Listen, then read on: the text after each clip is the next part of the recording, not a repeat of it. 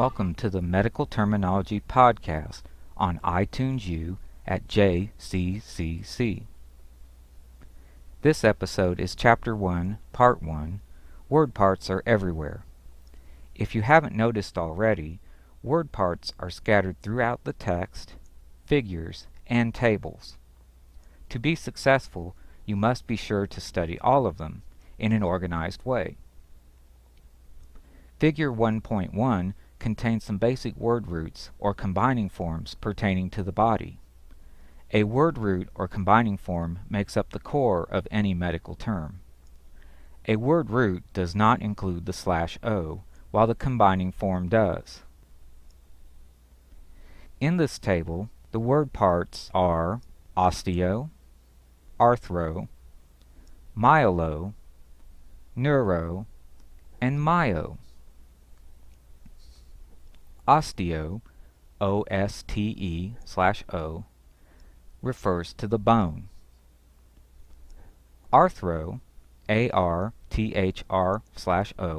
refers to the joint.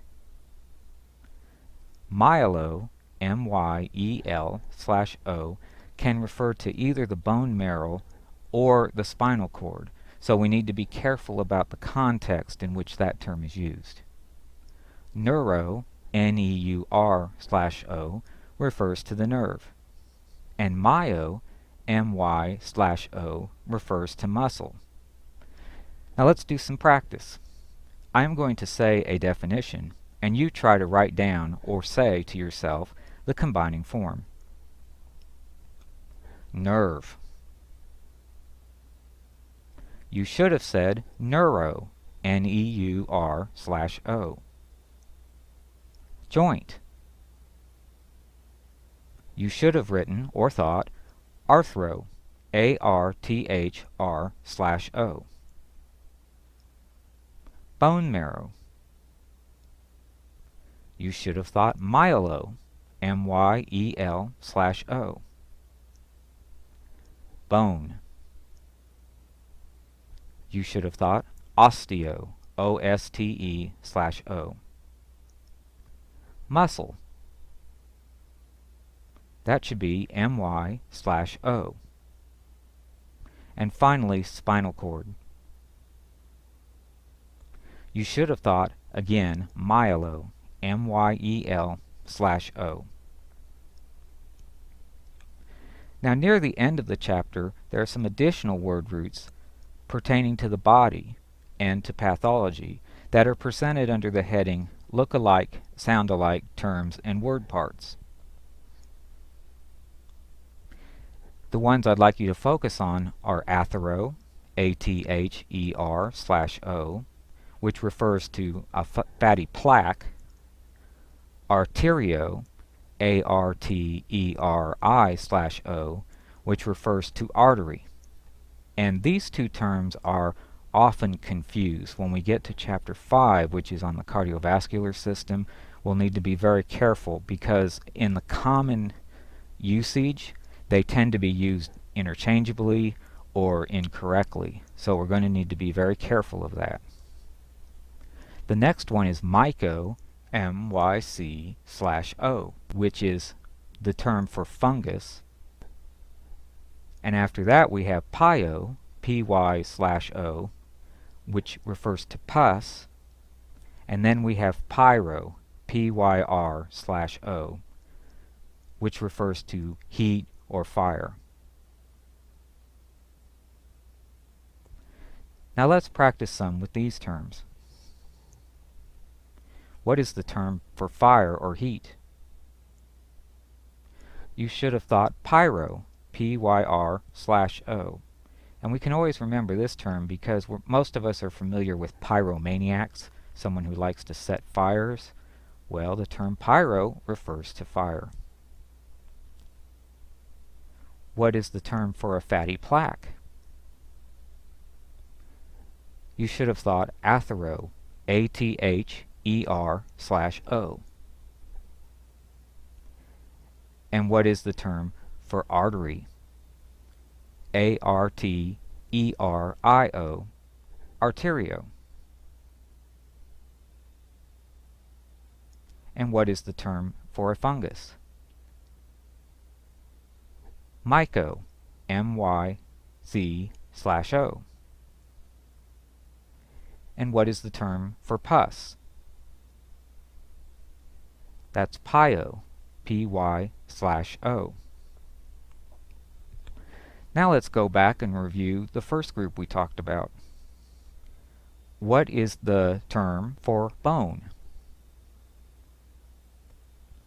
Osteo, O-S-T-E/O. What is the term for muscle? Myo, M-Y/O. And what is the term for fungus? That's myco, M-Y-C/O. And what is the term for joint? Arthro, A-R-T-H-R/O. And what is the term for nerve? Neuro, N-E-U-R/O. And what is the term for a fatty plaque? Athero, A-T-H-E-R/O. And what is the word part meaning fire? Pyro, P-Y-R/O. And what is the word part that means bone marrow? That's myelo, M-Y-E-L/O. And what is the word part for muscle? That's myo, M-Y/O. And what is the word part for pus? That's P-Y/O. And what is the word part for artery? That's arterio, A-R-T-E-R-I/O. And finally, what is the word part for spinal cord? That's myelo, M-Y-E-L/O. Now to get these down, you're going to need to practice these over and over and over again. Again, it's a good idea to do the first group, get it down, then get the second group, and then try to combine them, just like we did.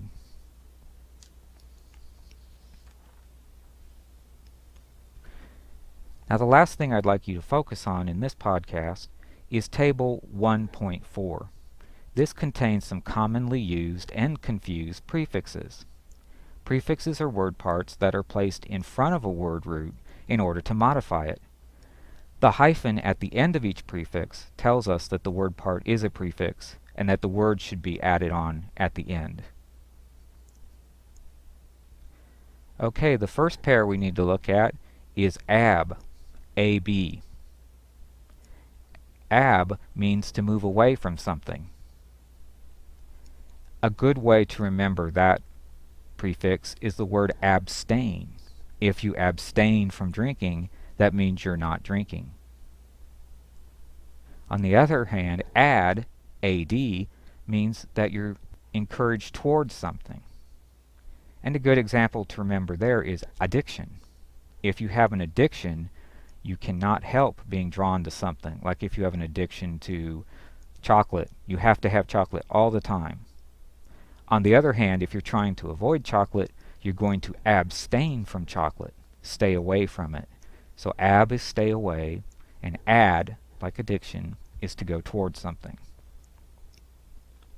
The next pair is dis, which means difficult or bad, and u, which means good or easy.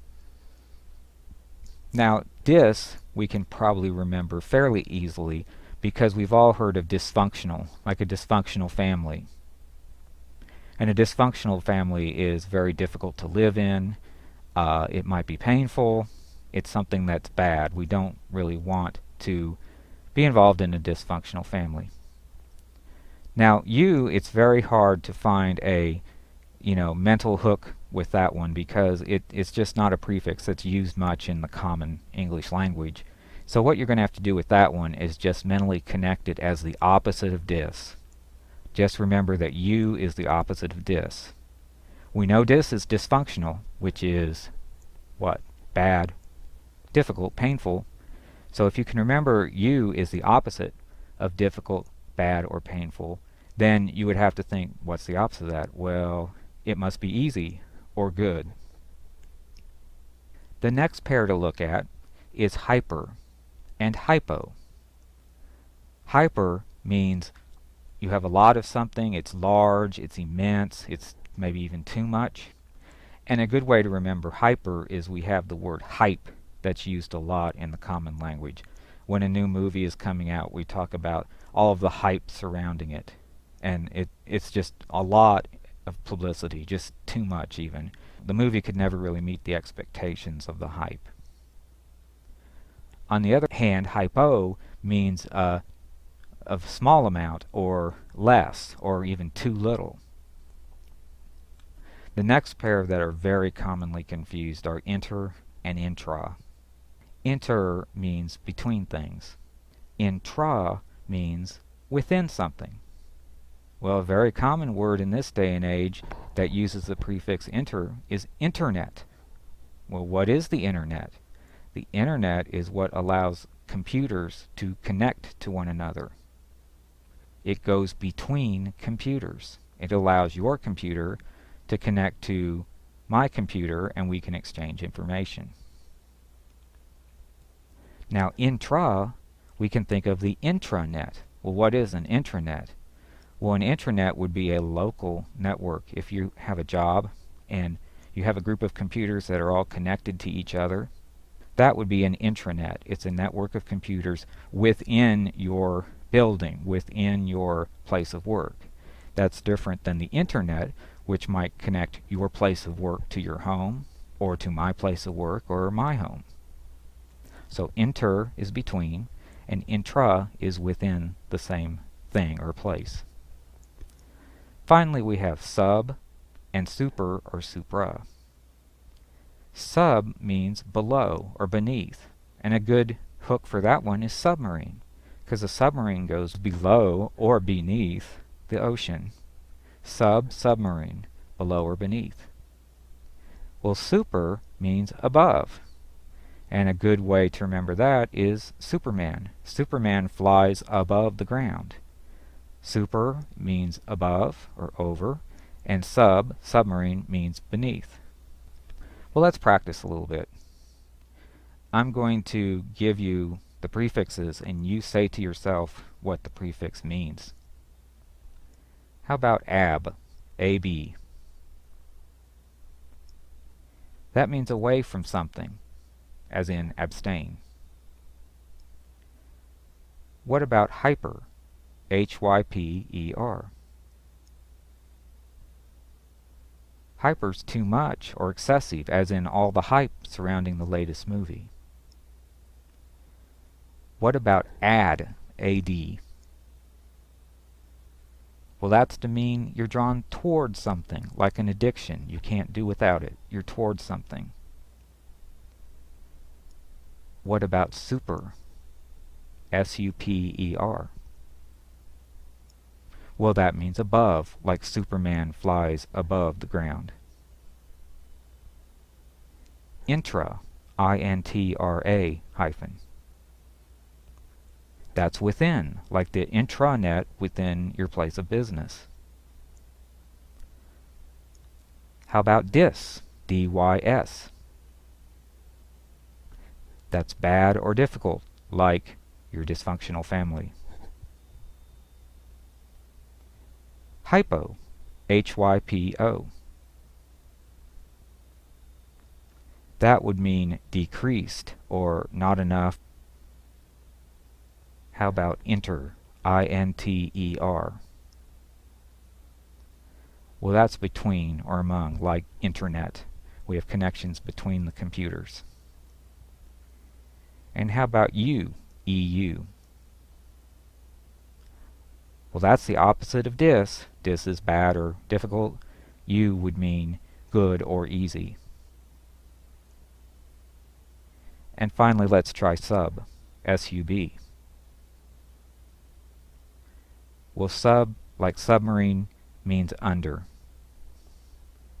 Okay, well, you need to keep practicing on these groups of words.